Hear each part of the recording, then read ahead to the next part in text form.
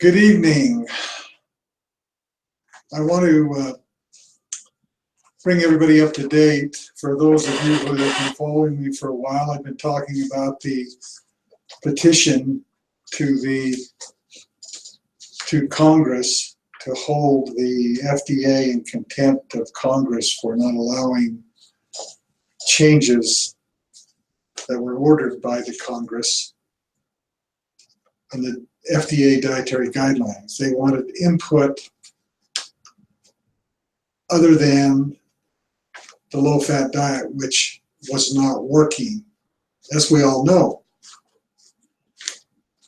In the meantime, Nina Teicholz, an author, and she's teamed up with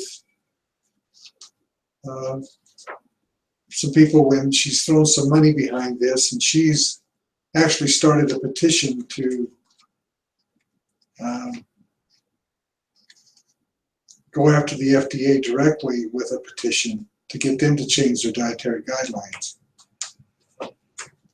All of this may be for naught because of a new development. It's actually breaking news, and I'm not sure how many of you are aware of what's going on, but on Tuesday, the 13th of June, I subscribed to a weekly newsletter of new research and new things happening in the medical field.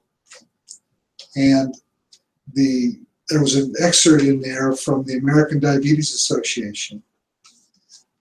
And for the very first time, they are recognizing the low-carb diet as an effective weight loss tool and a deterrent to diabetes. The title of this broadcast is, could this be the end of the low-fat diet, the beginning of the end? And you know what, I hope so. I think so. This is big news. They're actually endorsing both the low-fat and the low-carb.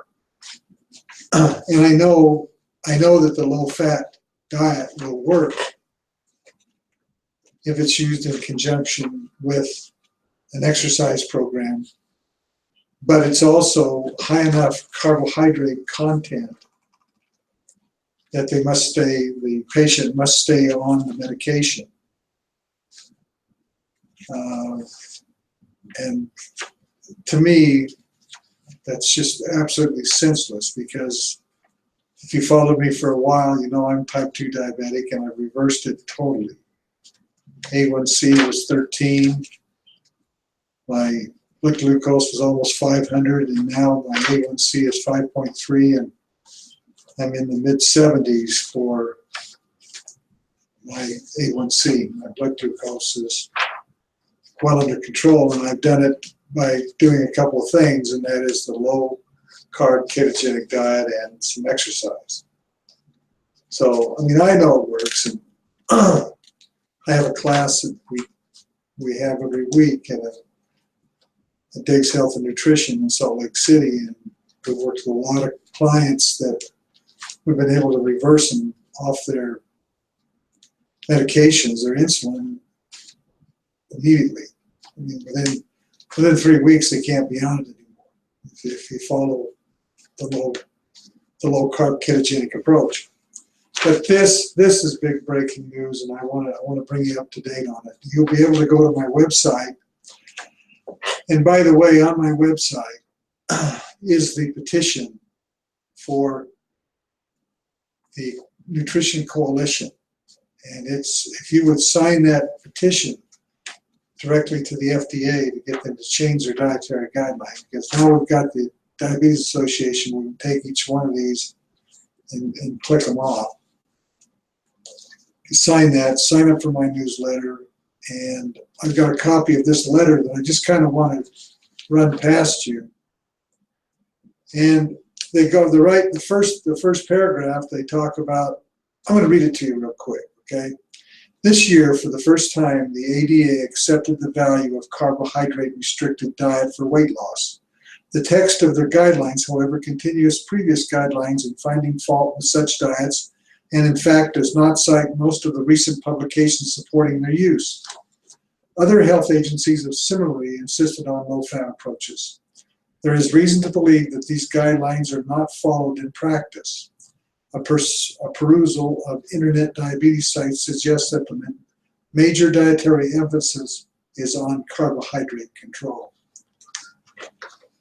The major barrier to official acceptance is the stated lack of long-term trials, although it has never been stated what the features of success is in short-term trials suggests that they would not be maintained.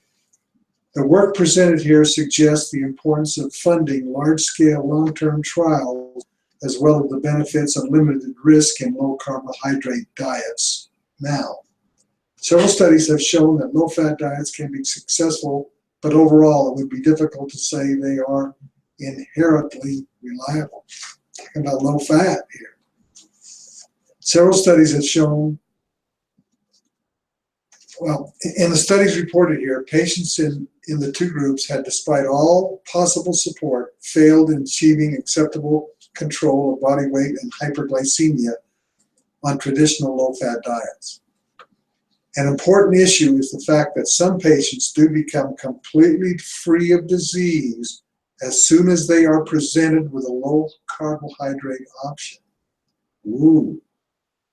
It is unknown what factors make these persons succeed now despite complete failure in the past. In the low carbohydrate group, body weight and HbA1c is still significantly lower than before start. The body weight of 7 patients, 43%, is still 10% below the initial weight, the original goal of the study. The success rate almost 4 years later is thus 43% as compared to 0 in the control group.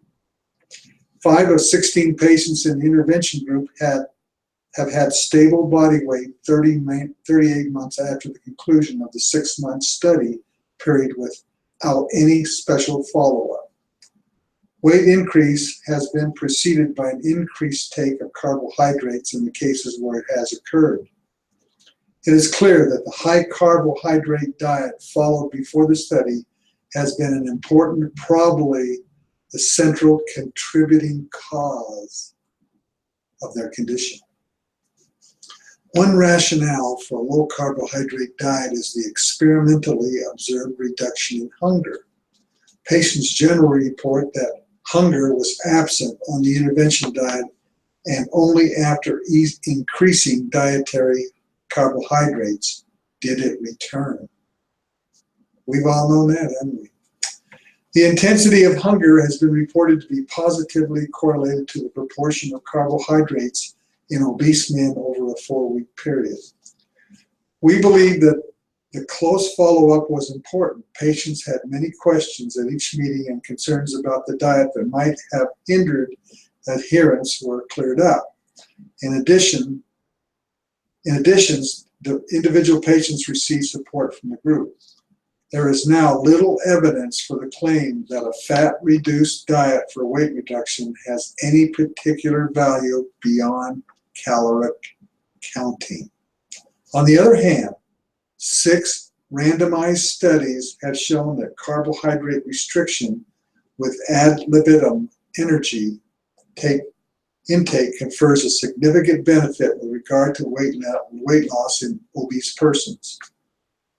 The current study is consistent with these reports and suggests that high-starch, high-carbohydrate diets excessively stimulate appetite and disturb energy balance in patients with metabolic syndrome and type 2 diabetes.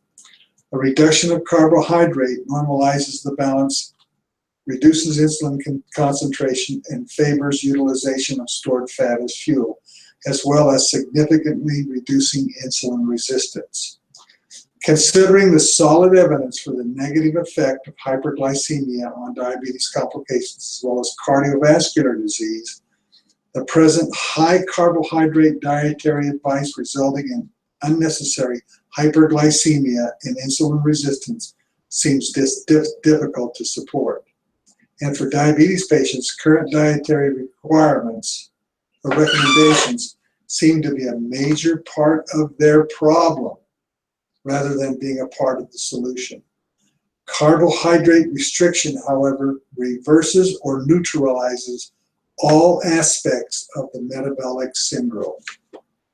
Summary: a reduced carbohydrate diet is effective in motivated patients and can be recommended for overweight patients with type 2 diabetes.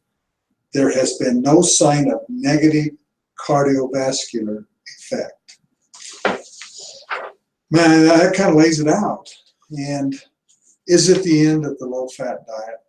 I certainly hope so, because I know it caused all my problems, and I'm well on my way to healing. Anyway, I wanted to share that with you. I don't think we're going to need to do the petition. I think that this is going to take care of itself, and this is a start. I was worried because in January we're going to have the National Diabetes Prevention Program rolled out to Medicare patients, and they're going to be anybody that's considered to be pre-diabetic will be enrolled in the program. It's a year-long program, and they were going to teach the low-fat diet.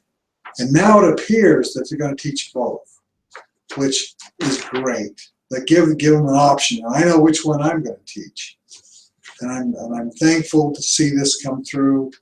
This is a meaningful start to getting America back on its feet. And thanks to everybody that's been involved in this. I mean, I got kind of into it. I guess it looks like a little bit late, but I'm going to continue pushing forward. Nina Teichholz, of the Nutrition Coalition, Dr. Eric Westman. I saw Dr. Volek was involved in helping get this done, and to the others. There's just too many to name, but there's thousands of people out there that feel the way I do, and hopefully you do, that the low-fat diet, the My Plate, the high carbohydrate content is hopefully gone. So anyway, thought I'd give you an update, and thanks for tuning in, and I'll let you know what happens with this. Thank you.